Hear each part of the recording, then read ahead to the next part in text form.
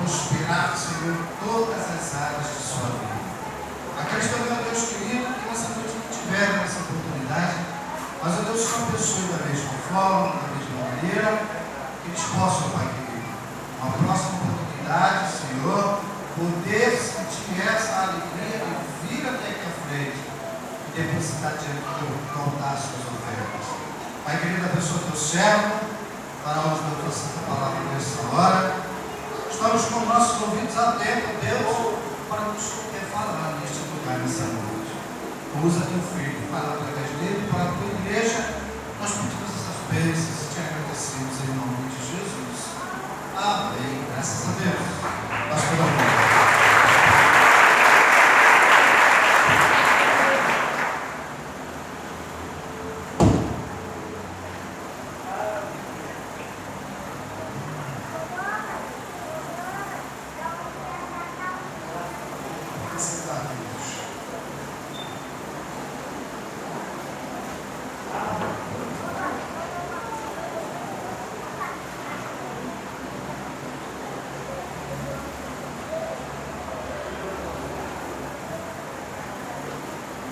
A graça e a paz, queridos. Amém. Eu perdi um pique, não. Estou em casa. Por favor, não fiquem tentando me deixar à vontade, porque eu sempre estou à vontade. Ir aqui está sempre de volta. Fico muito feliz mesmo em vir neste lugar. Vocês não sabem o quanto. Aqui não tem uma pedra e aqui não é o deserto.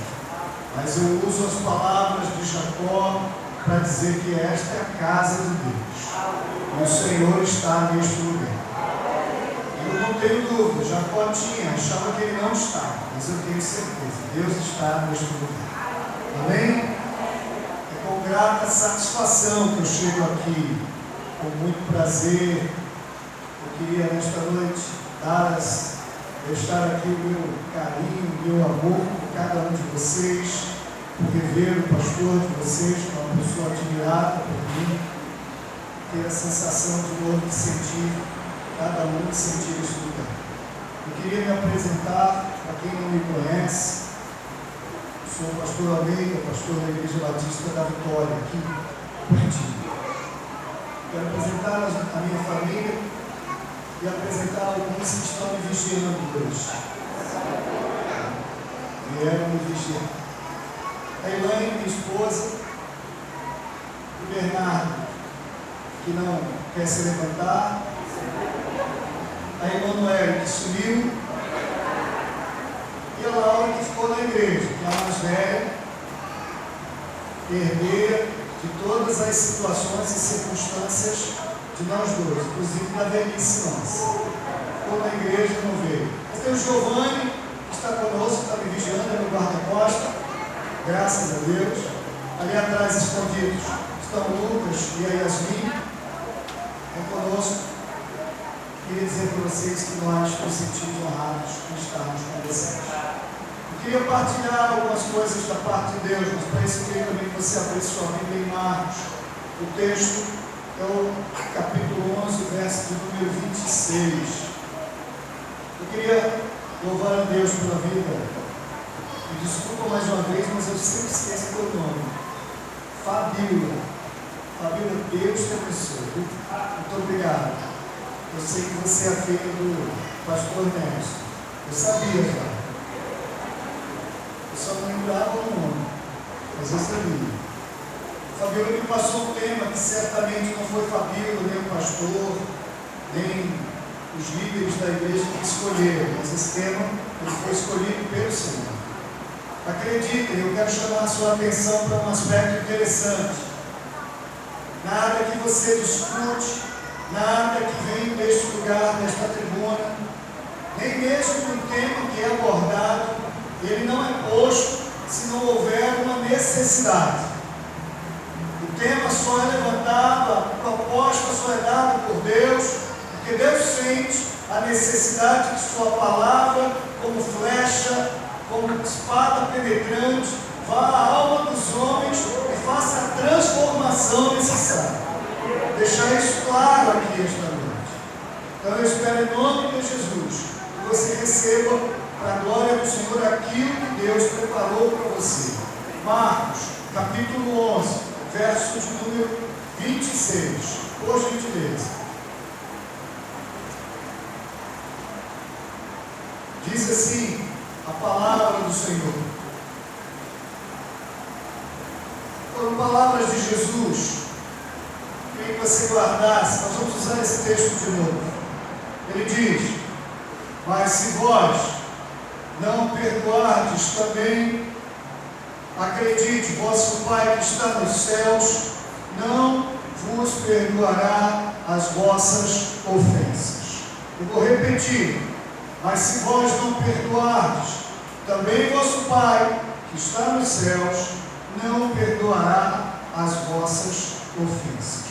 O tema que a Fabíola me passou, e é o tema que o Senhor quer que você entenda, é a proposta de Deus para a sua vida esta noite, é famílias que honram ao Senhor por meio do perdão. Olha, baixe sua cabeça. Louvo o teu nome, Senhor, por estar neste lugar. Louvo o teu nome por estar nessa tribuna honrada. Eu bendigo o Senhor por isso. Eu louvo o teu nome porque esta igreja é luz neste lugar. Eu exalto o teu nome pela tua proposta de fazer a tua glória se refletir aqui. Eu peço em nome de Jesus que o Senhor se manifeste de maneira esplendorosa, de maneira contundente, para que nós saiamos daqui convictos de que foi a tua voz que ouvimos e não a minha. Me nego a ser o foco, me nego a ser a razão de estar nesta tribuna.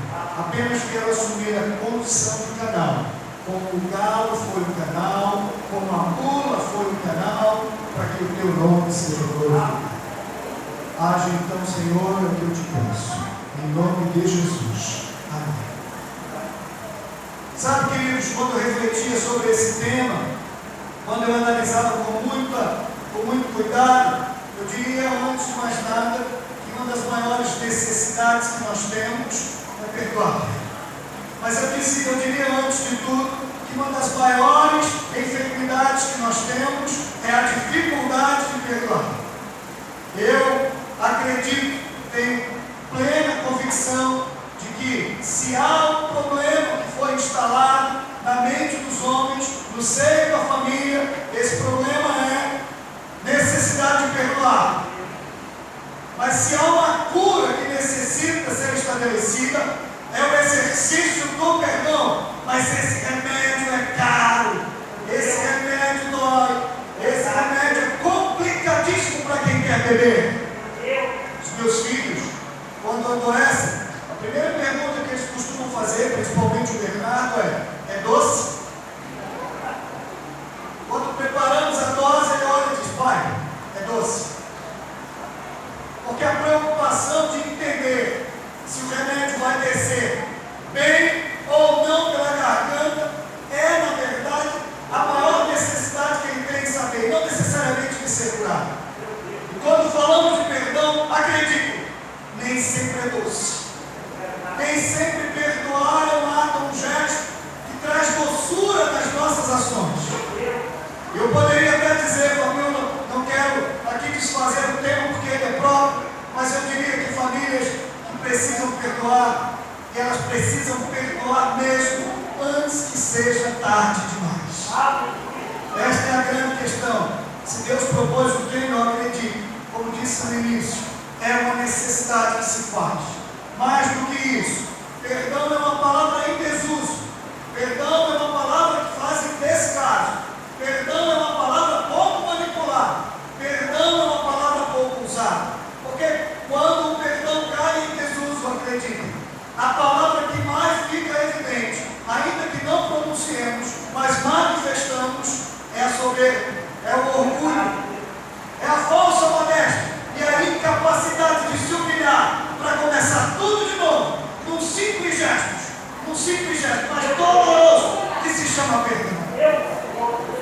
E há muita gente destruída, a família sempre desmoronada. Mas antes que nós falemos desse propósito, não se pode falar de perdão se não se andar pelas vias do amor. Ninguém perdoa sem amar. Não existe ninguém capaz de amar capaz de perdoar sem amar. Acreditem, guardem isso para vocês. O azeite, para quem quer perdoar, se chama amor. Vocês sabem daqueles copinhos que é dado em doses para que se bebam? O amor é o copo, o perdão é a dose. Mas você não pode colocá-la na mão, você tem que colocá-la no copinho. Ninguém perdoa sem amar. Então, é interessante afirmar que há muitas pessoas vazias de amor.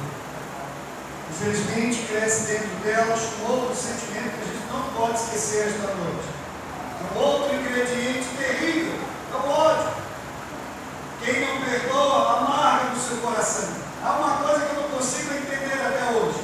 Sou pastor há 24 anos, mas todas as vezes que trato de amor, todas as vezes que abordamos, todas as vezes que nos defrontamos com essa palavra e somos obrigados a lidar com perdão e com ódio, alguém obrigatoriamente sempre diz: eu não odeio ninguém. Aí a pergunta que eu faço, incrédulo, é: então você ama?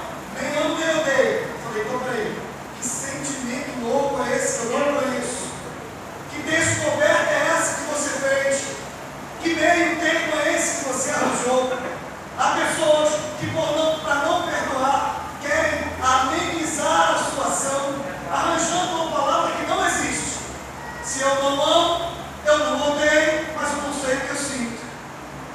E fica tentando justificar e protelando seus atos. Que coisa terrível, que coisa doentia.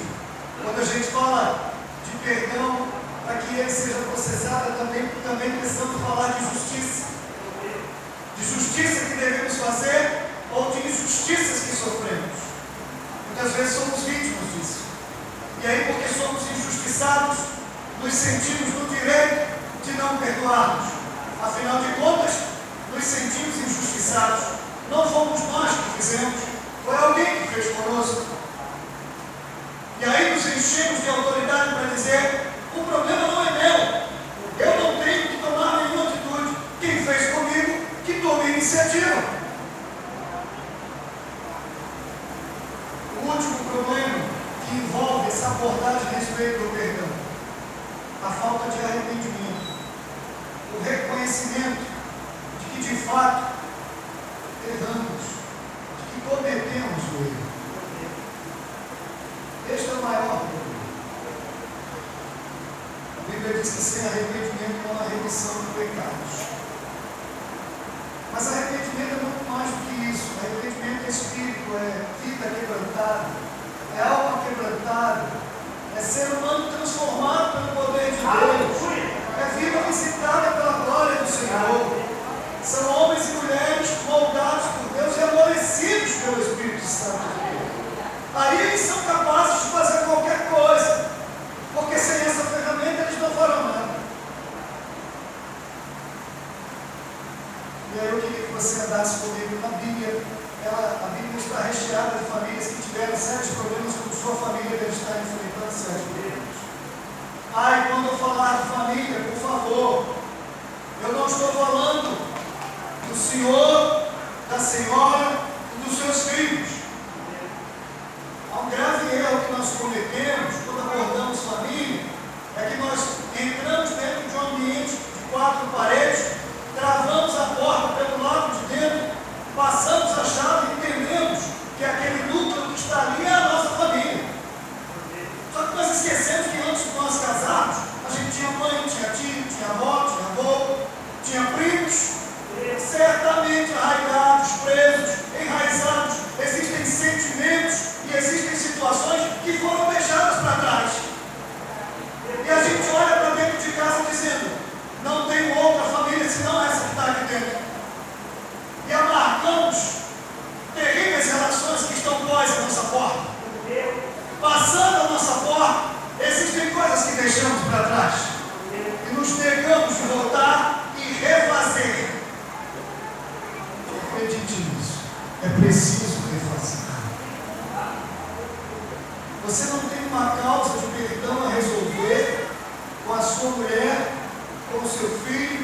pai ou com o seu marido, você tem uma causa para resolver de perdão, que eu hoje não posso imaginar a amplitude, mas ela pode estar agora saindo da sua casa, pode estar aqui dentro da igreja. As circunstâncias de família, elas não refletem apenas porque estamos convivendo, mas elas saem do nosso espaço e refletem por onde nós passamos. Carregamos nas costas um peso enorme e que não temos capacidade de levá-lo até o fim. É preciso dispensá-lo. E a palavra-chave para fazer essa dispensa se chama perdão. Há muita gente vivendo uma vida de tragédia espiritual porque não sabe perdoar. Em Gênesis 4:13 existe uma história terrível, dramática. Ela conta a história de Caim e Abel, de dois irmãos. Um com inveja do outro, acabou matando. Eu citei Gênesis 4:13 porque é a consumação, a própria indagação de Abel, depois que mata seu irmão e é inquirido por Deus. Abel diz assim, ele coloca diante de Deus se a maldade que ele havia cometido era tão grande, a qual ele sentisse um peso enorme e não pudesse perdoar. Senhor, acaso a minha postura, o meu erro é tão grande, me traz uma carga tão grande que eu não posso perdoar. Ele foi abandonado pela sua família, relegado, foi mandado para fora, se isolou do convívio familiar, depois de ter exterminado seu irmão, tirado seu irmão do convívio, causou uma dor profunda aos pais, levou uma marca na vida que não seria tirada nunca mais. O peso do arrependimento era não poder voltar atrás e muito menos pedir perdão, porque ele não tinha ferido só seus pais, ele tinha ferido seu Deus e tinha eliminado seu irmão, e este já não era mais digno do pedido de perdão, porque ele já tinha partido. Há determinadas coisas que nós praticamos que deixam marcas profundas. O perdão é uma solução, mas acredite, as marcas deixadas são profundas. O ideal é que você não cometa o erro. O ideal é que você não cause um problema maior. Um certo pai, observando que seu filho era muito enérgico nas suas ações e precipitado, chamou um dia e disse: meu filho, você já observou quantas pessoas você magoa? Ele disse: não consigo me controlar. Ele disse: quer resolver o seu problema? Diz: quero. Tome esse saco de pregos e pegue esse martelo. Está vendo aquela tábua? Eu coloquei para você.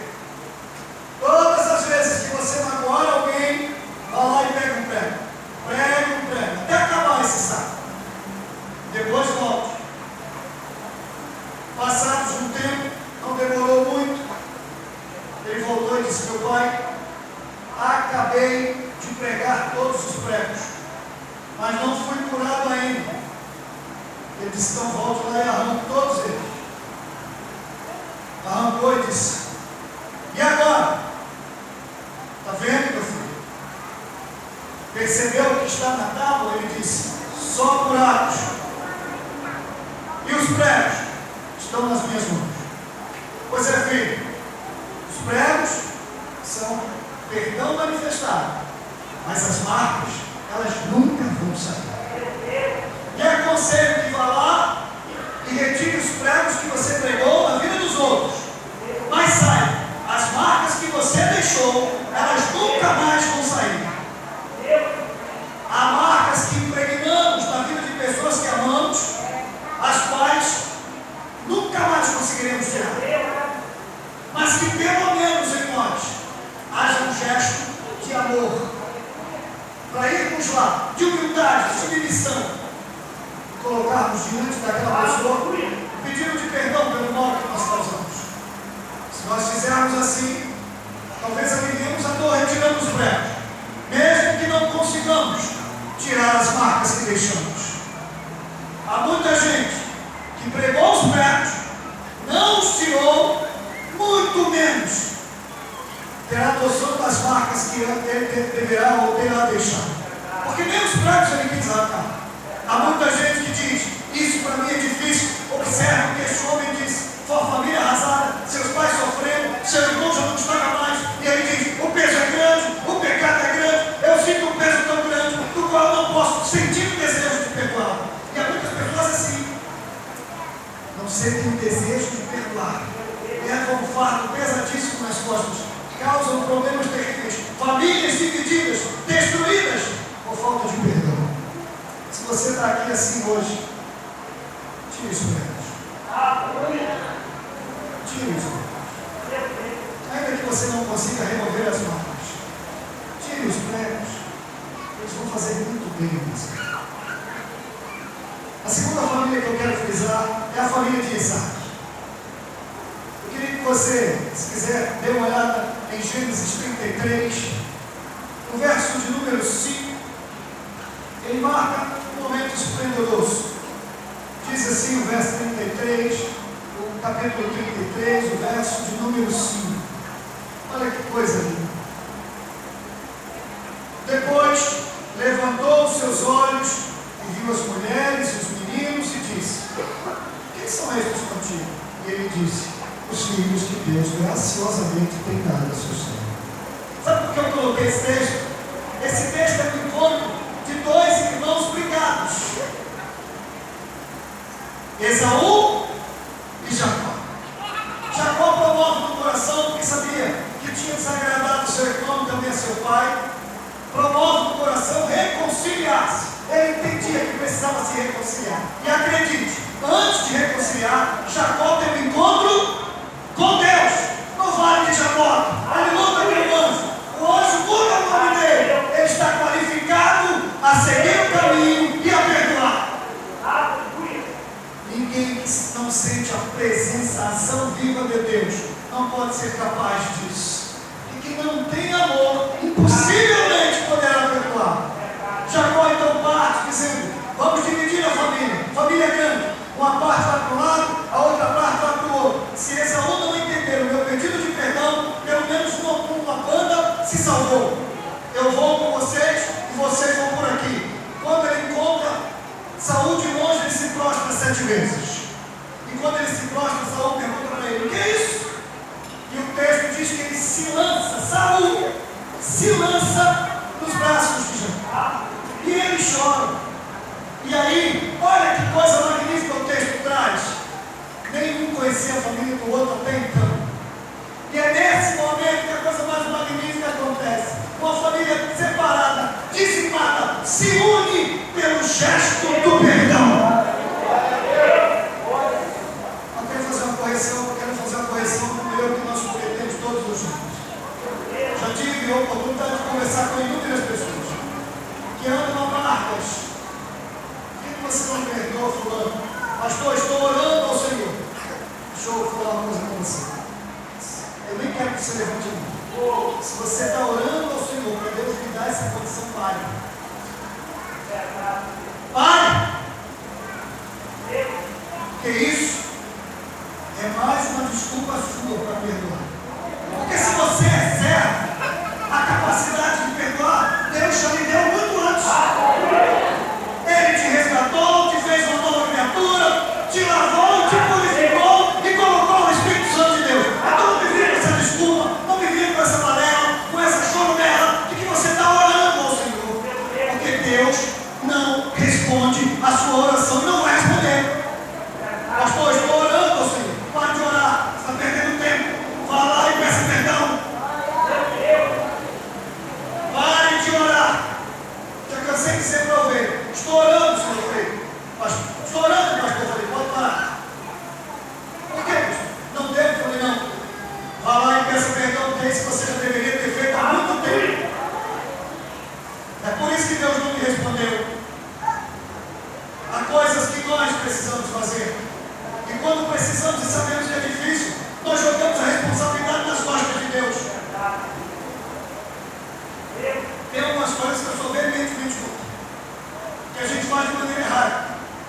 Já viram aqueles que oram no momento que está agradecendo a Deus pelo alimento? É outro erro graço. Baixa, reúne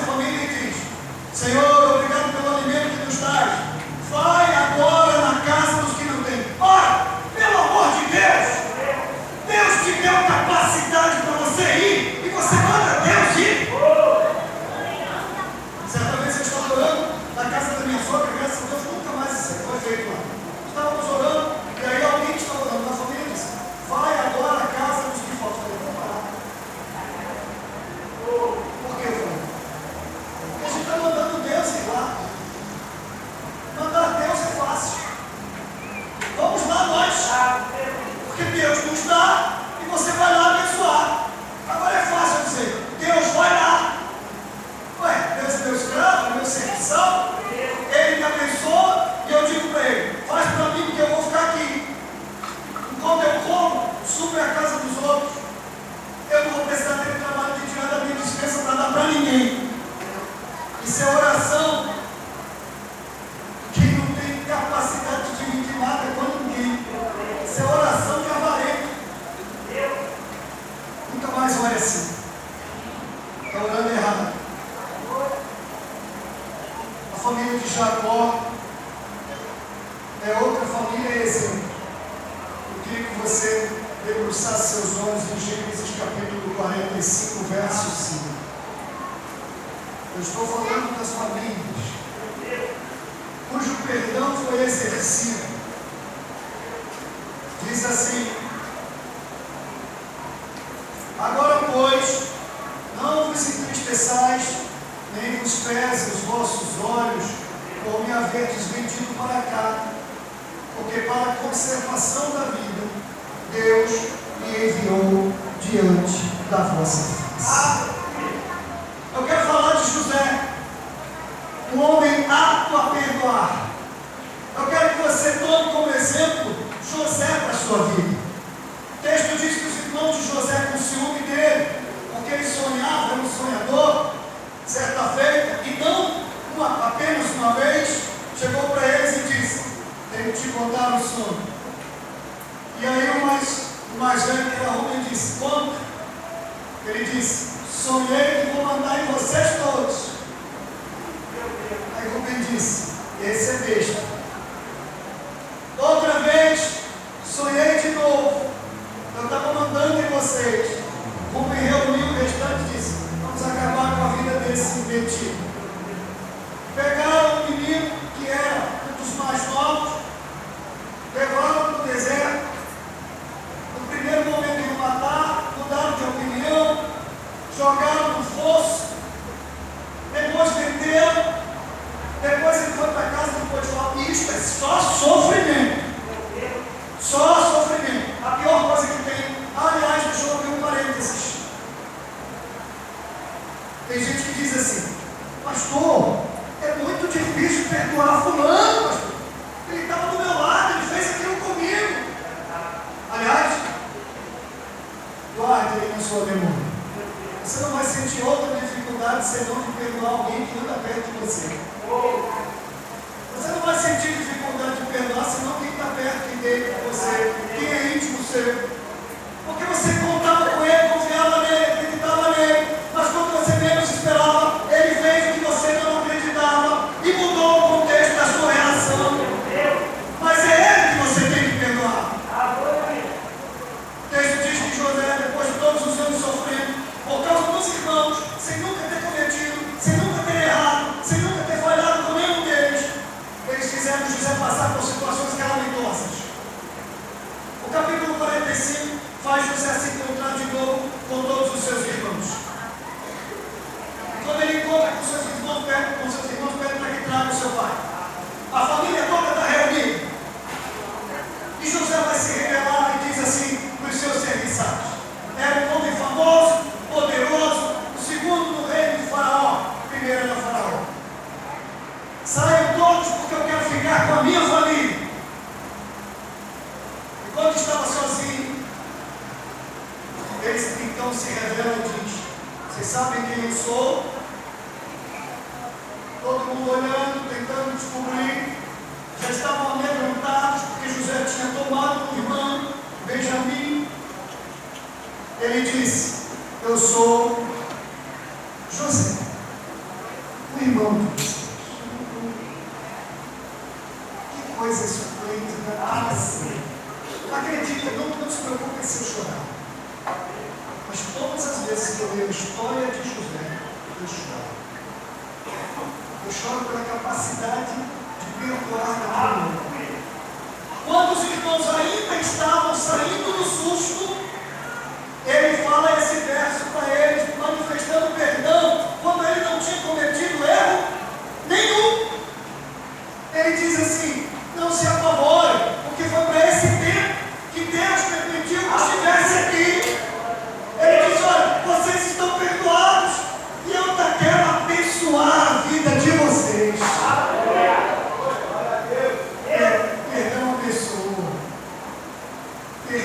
abençoa. Tem perdão, abençoa.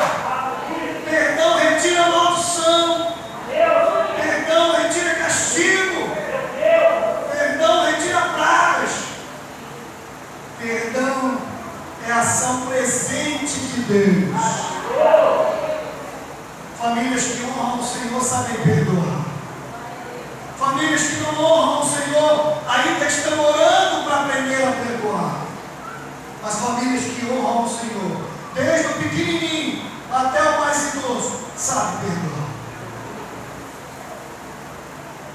Estou caminhando para o ápice desse sermão, mas eu não poderia deixar de falar de outra família, trágica família, a família de Davi.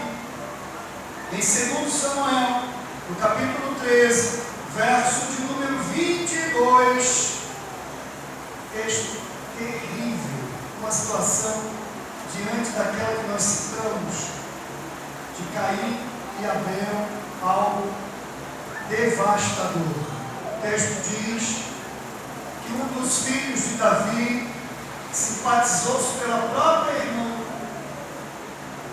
Absalão, chateado com tudo, tramou a morte do seu irmão Aminon.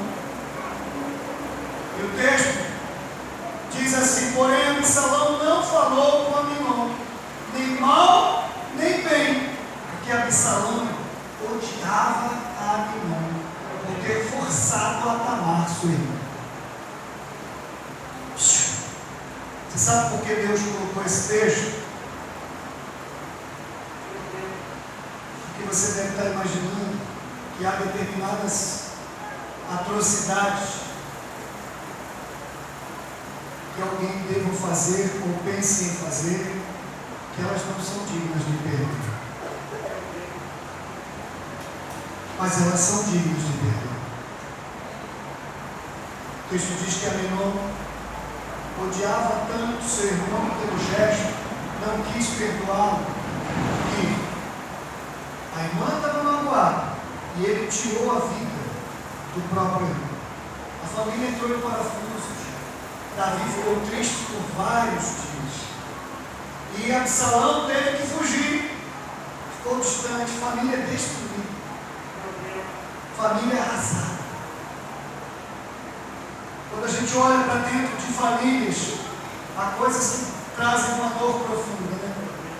Você vê aqueles mentores da família que estão lutando por ela, dando exemplo, ensinando a perdoar, sendo homens e mulheres de Deus. Mas tem alguns que parecem